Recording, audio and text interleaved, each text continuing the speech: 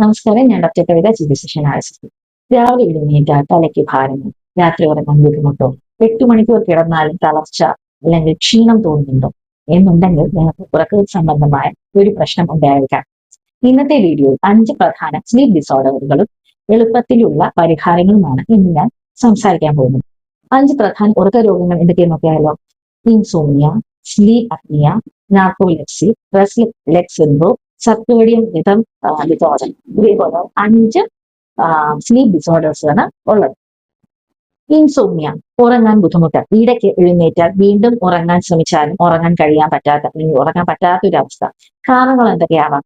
Of course stress ആവാം, അല്ലെ? Stress, over thinking, mobile use. നമുക്ക് ഭയങ്കരമായിട്ട് മൊബൈൽ യൂസ് ചെയ്ത് എന്നിട്ട് കിടക്കുമ്പോൾ നമ്മൾ വേക്കൻഡ് സ്റ്റേറ്റിൽ തന്നെ ആയിരിക്കും നമ്മുടെ ബ്രെയിൻ ഇരിക്കുന്നത്. അല്ലെങ്കിൽ നമ്മൾ ഉറക്കത്തിന്റെ ഇടയിൽ നമ്മൾ എണീറ്റു എന്നിട്ട് വന്നിട്ട് സമയം നോക്കാൻ വേണ്ടി മൊബൈൽ നോക്കുന്നു. അപ്പൊ അതെ ഏതോ ഒരു മെസ്സേജ് ഒക്കെ ഇരിക്കുന്നു.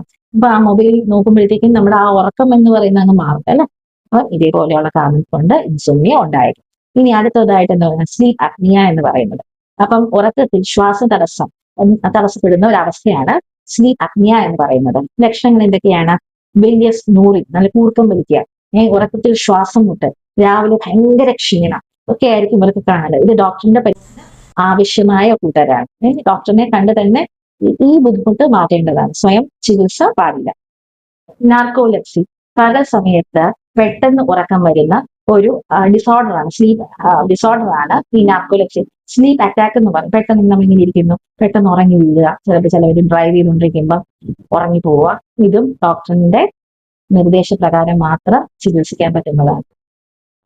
റെസ്റ്റ്ലെസ് ലെഗ് സിൻഡ്രോം, ഇത് രാത്രികാലങ്ങളിൽ കാലുകൾ ചലിപ്പിക്കുന്ന ഒരു ശക്തമായ ആഗ്രഹം ഉണ്ടാവുക. ഇത് നമ്മുടെ ഉറക്കത്തെ തടസ്സപ്പെടുത്തുകയും ചെയ്യും. ഇങ്ങനെയുള്ള ഒരു സ്ലീപ്പ് ഡിസോർഡർ ആണ് റെസ്റ്റ്ലെസ് ലെഗ് സിൻഡ്രോം എന്ന് പറയുന്നത്. ഇതിന്റെ കാരണങ്ങൾ ഒരു പക്ഷേ അയൺ ഡെഫിഷ്യൻസിയോ അല്ലെങ്കിൽ സ്ട്രെസ് ഒക്കെ ആകാൻ സാധ്യതയുണ്ട്. സർക്കേഡിയൻ റിതം ഡിസോർഡർ, വൈകി ഉറങ്ങുക അല്ലെങ്കിൽ വൈകി എഴുന്നേൽക്കുക, നൈറ്റ് ഷിഫ്റ്റ് ഉള്ളവർ, ജെറ്റ് ലാഗ് ഉള്ളവർ തുടങ്ങിയവർക്കാണ് ഇത് കൂടുതലായി കണ്ടുവരുന്നത്. ഇപ്പം ഇങ്ങനെ പറഞ്ഞു കഴിഞ്ഞാലും നമ്മൾ പലരും രാത്രി മൊബൈൽ നോക്കുക അല്ലെങ്കിൽ ഉറങ്ങാതെ ചിലപ്പം വരയ്ക്കുക അല്ലെങ്കിൽ എന്തെങ്കിലുമൊക്കെ പല കാര്യങ്ങൾ ചെയ്യാറുണ്ട്, അല്ലെ? അപ്പൊ ഇങ്ങനെയുള്ളവർക്ക് നമ്മൾ സർക്കേഡിയൻ റിതം തന്നെ മാറിപ്പോകും. പക്ഷെ രാത്രി ഉണർന്നിരിക്കും വളരെ. അപ്പൊ നമ്മുടെ കോർട്ടിസോൺ ഒക്കെ വളരെയധികം ഹൈ ആവാനൊക്കെയുള്ള സാധ്യതകളുണ്ട്. ഓക്കെ, അപ്പൊ നമ്മുടെ ഉറക്കത്തെ അത് ഭയങ്കരമായിട്ട് ബാധിക്കുകയും ചെയ്യും. രാത്രി ഉറങ്ങാതെ ഇരിക്കുകയും ചെയ്യും. രാവിലെയാണെങ്കിൽ നല്ല തൂങ്ങി ഇരിക്കുകയും ചെയ്യും. അല്ലെങ്കിൽ രാവിലെ എണീക്കാൻ കഴിയാത്ത ഒരു അവസ്ഥയിലോട്ട് വന്നേക്കാം. അപ്പൊ ഉറക്ക പ്രശ്നങ്ങൾ ശരീരത്തെ, ഈ മനസ്സിനെ എങ്ങനെയൊക്കെ ബാധിക്കുന്നു എന്ന് നമുക്ക് നോക്കിയാലോ? സ്ട്രെസ്, ആൻസൈറ്റി വർദ്ധിപ്പിക്കുന്നു, മെമ്മറി കോൺസെൻട്രേഷൻ കുറയ്ക്കുന്നു, ഇമ്മ്യൂണിറ്റിയെ കുറയ്ക്കുന്നു, വെയിറ്റ് ഗെയിൻ, മെറ്റബോളിസം പ്രശ്നങ്ങൾ. അപ്പം നമുക്ക് ഉറക്കം നേരെ ആയില്ലെങ്കിൽ നമുക്ക് വെയിറ്റ് ഗെയിൻ ആയിരിക്കും സംഭവിക്കുക. ഓക്കെ, മൂഡ് ചേഞ്ചസ്, പെട്ടെന്ന് ദേഷ്യം വരിക, പെട്ടെന്ന് സങ്കടം വരിക, അങ്ങനെയുള്ള ഒരു മൂഡ് ഭയങ്കരമായിട്ട് മാറി എന്ന് വരാം. ഓക്കെ, മെന്റൽ ഹെൽത്ത് പ്രശ്നങ്ങളൊക്കെ ഉണ്ടായേക്കാം. നമുക്ക് നല്ല സൗണ്ട് സ്ലീപ്പ് ഉണ്ടെങ്കിൽ നമ്മളുടെ ശരീരവും മനസ്സും വളരെ ഹെൽത്തി ആയിട്ടിരിക്കും. ഉറക്കം മെച്ചപ്പെടുത്താനുള്ള എളുപ്പത്തിലുള്ള പരിഹാരങ്ങൾ എന്തൊക്കെയാണെന്ന് നമുക്ക് നോക്കിയാലോ? എല്ലാ ദിവസവും ഒരേ സമയത്ത് ഉറങ്ങാനും എഴുന്നേൽക്കാനും ശ്രമിക്കുക. അപ്പം ഈ ഒരേ സമയത്ത് ഉറങ്ങാനും എണീക്കാനും എന്ന് പറയുമ്പോൾ നിങ്ങൾ 12 മണിക്ക് കിടക്കുകയും നിങ്ങൾ 7 മണിക്കും എണീക്കാനും അല്ല ഉദ്ദേശിക്കുന്നത്. കുറച്ചും കൂടെ ഏർലിയർ ആയിട്ട് 10-10:30 ആകുമ്പോൾ നിങ്ങൾ കിടക്കുകയും നേരത്തെ എണീക്കാനുമാണ് ഉദ്ദേശിക്കുന്നത്. ഓക്കെ, പിന്നെ ഉറങ്ങുന്നതിന് മുൻപ് ഫോൺ ഉപയോഗം 1 മണിക്കൂർ മുമ്പെങ്കിലും നമ്മൾ മാറ്റിവെക്കണം. കാരണം നമ്മുടെ ഫോൺ എപ്പോഴും യൂസ് ചെയ്യുമ്പോൾ അതിന്റെ റേസ് നമ്മുടെ ബ്രെയിനിനെ അത് ഡേ ടൈം ഈ ആക്റ്റീവ് മോഡിൽ തന്നെ നിർത്തും. അപ്പം കഴിയുന്നത് 1 മണിക്കൂർ മുമ്പ് നമ്മൾ മൊബൈൽ യൂസ് മാറ്റിവെക്കണം. അല്ലെങ്കിൽ ആ ഏരിയ പോലും വെക്കാതിരിക്കുന്നതാണ് എപ്പോഴും നല്ലത്. ഓക്കെ, ഇനി 5 മണിക്ക് ശേഷം ചായ കാപ്പി ഒഴിവാക്കണം. ഈ 5 മണിക്ക് ശേഷം ചായ കാപ്പി ഒഴിവാക്കണം എന്ന് പറയുന്നത് ഹെൽത്തി പേഴ്സന്റെ ആണ്.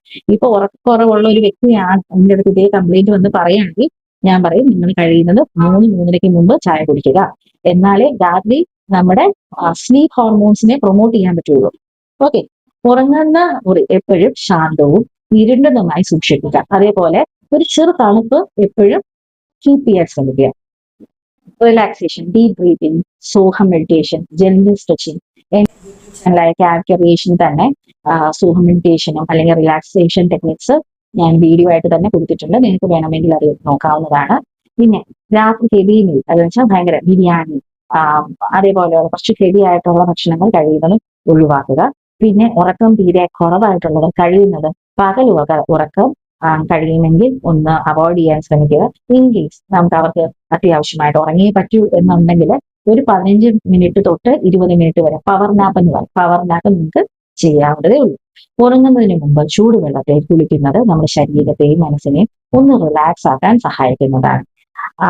ആയുർവേദ ഡോക്ടറിന്റെ നിർദ്ദേശപ്രകാരം നിങ്ങൾക്ക് ബ്രഹ്മി, അശ്വഗന്ധ, നസ്യം, ഹെഡ് മസാജ് ഇതേപോലെയുള്ള പല മാർഗങ്ങളും, അല്ലെങ്കിൽ ഉറക്കം നമുക്ക് പ്രൊമോട്ട് ചെയ്യാനുള്ള പല മാർഗങ്ങളും നിങ്ങൾക്ക് സ്വീകരിക്കാൻ പറ്റുന്നതേ ഉള്ളൂ. പക്ഷെ ഒരു ഡോക്ടറുടെ നിർദ്ദേശപ്രകാരം മാത്രം നിങ്ങൾക്ക് ചെയ്യാവുന്നതാണ്.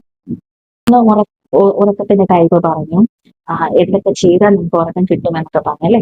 ഇനി ഏത് വ്യക്തികളാണ് ഡോക്ടറിനെ കാണേണ്ടത്, അല്ലെങ്കിൽ നമുക്ക് എപ്പോഴാണ് ഉറക്കം ഒരു വലിയ പ്രശ്നമായിട്ട് ഡോക്ടറിനെ കാണേണ്ടതെന്ന് നമുക്ക് നോക്കിയാലോ. വളരെ വലിയ കൂർക്കം വരും, നല്ല സ്നോറിങ് ഉണ്ടാവുക, ഉറക്കത്തിൽ ശ്വാസം വിട്ട് പകൽ സമയത്ത് അത്യധികം ഉറക്കം, പെട്ടെന്ന് ഉറങ്ങി വീഴുക, അല്ലെങ്കിൽ വണ്ടി ഓടിക്കുമ്പോൾ പെട്ടെന്ന് ഉറക്കം വരിക, അല്ലെങ്കിൽ മൂന്നാഴ്ചയായിട്ട് തുടർച്ചയായി ഉറക്കമില്ലാത്ത അവസ്ഥ, എന്നുവെച്ചാൽ ഇൻസോമിയ 3 വീക്സ് കൂടുതൽ നിൽക്കുകയാണെങ്കിൽ അവരും ഡോക്ടറിനെ കാണേണ്ടതാണ്. ഉറക്കം ഒരു ലക്ഷറി അല്ല, ശരീരവും മനസ്സും സുഖപ്പെടുന്ന ഒരു മരുന്നാണ്. ഉറക്ക പ്രശ്നം തുടർന്നാൽ ശരിയായ പരിശോധനയും ചികിത്സയും അനിവാര്യമാണ്. ഈ വീഡിയോ നിങ്ങൾക്ക് ഇഷ്ടപ്പെട്ടു എന്ന് കരുതുന്നു. If you like this video, like, share and subscribe to my channel. Can ക്രിയേഷനിലേക്ക് കൂടുതൽ ഹെൽത്ത്, സൈക്കോളജി, മെഡിറ്റേഷൻ, ക്രിയേറ്റീവ് വീഡിയോകൾ വരുന്നതാണ്. Thank you all.